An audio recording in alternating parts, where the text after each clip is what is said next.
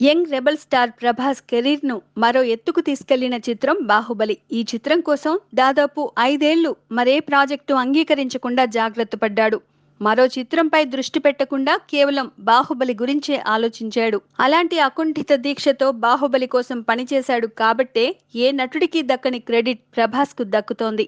దేశ సినిమా చరిత్రలోనే 1000 కోట్ల హీరోగా ప్రభాస్ ఓ ఘనతను సాధించాడు. అయితే బాహుబలి షూటింగ్ జరిగిన సమయంలో ప్రభాస్ ఆర్థిక సమస్యలతో బాధపడ్డాడని దర్శకుడు రాజమౌళి ఇటీవల వెల్లడించినట్లు ఓ ఆంగ్ల దినపత్రిక కథనాన్ని ప్రచురించింది. ఎన్నో సినిమాలు వదులుకుని బాహుబలి చిత్రం కోసం ఎంత రెమ్యునరేషన్ తీసుకున్నాడో అనే విషయంపై ప్రస్తుతం చర్చ జరుగుతోంది.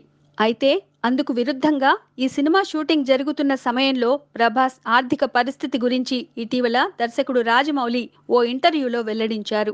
బాహుబలి సినిమా షూటింగ్ జరుగుతున్న కాలంలో ప్రభాస్ డబ్బులు లేక ఇబ్బందికి గురయ్యాడట. మిర్చి చిత్రానికి ముందు 2 హిట్లు ఇచ్చిన సంగతి తెలిసిందే. ఆ సమయంలో ప్రభాస్ తో సినిమా తీయాలని పలువురు నిర్మాతలు చెక్కులు పట్టుకుని క్యూ కట్టారు. ప్రభాస్ ఆర్థిక ఇబ్బందుల్లో ఉన్నాడని తెలుసుకున్న నిర్మాతలు భారీ ఆఫర్లతో ఇంటి ముందు వాలిపోయారు. అంతేకాకుండా ఎలాంటి డిమాండ్ లేకుండా డబ్బులు ఇవ్వడానికి సిద్ధపడ్డారు అని రాజమౌళి చెప్పారు. నిర్మాతలు వెంటపడుతున్న సమయంలో ప్రభాస్ నాకు ఫోన్ చేశాడు.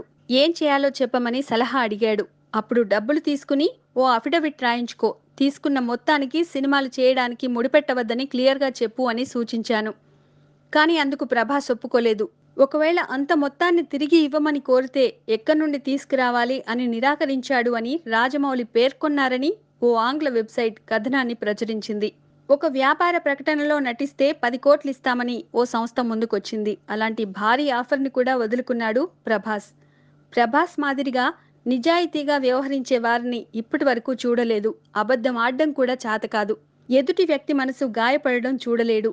ఎవరినైనా ఇబ్బందికి గురిచేసే మనస్తత్వం కాదు అని రాజమౌళి వివరించినట్లు కథనంలో పేర్కొన్నారు.